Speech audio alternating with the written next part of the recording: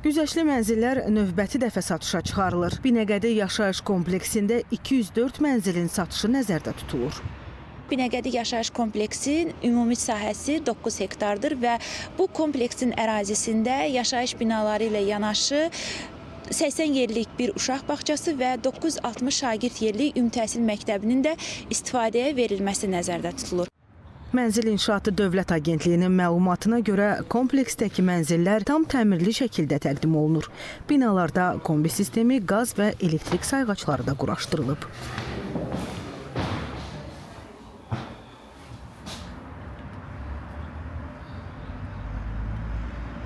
Binəqədi yaşayış kompleksindəki 9 və 12 mərtəbəli binalar yaxın günlərdə sakinlərin istifadəsinə veriləcək. Kompleks ərazisində vətəndaşların rahat yaşaması üçün istirahət güşəsi, uşaqlar üçün oyun meydançası və həmçinin futbol meydançası mövcuddur. Qeyd edək ki, mənzillərin əldə edilməsi prosesi elektron hökumət portalı üzərindən güzəşli mənzil sistemi vasitəsilə elektron qaydada həyata keçirilir. Lalə Allahverdiyeva, Röyal Əsədov, Rəşidə Zülfüqarova, ASTV xəbər.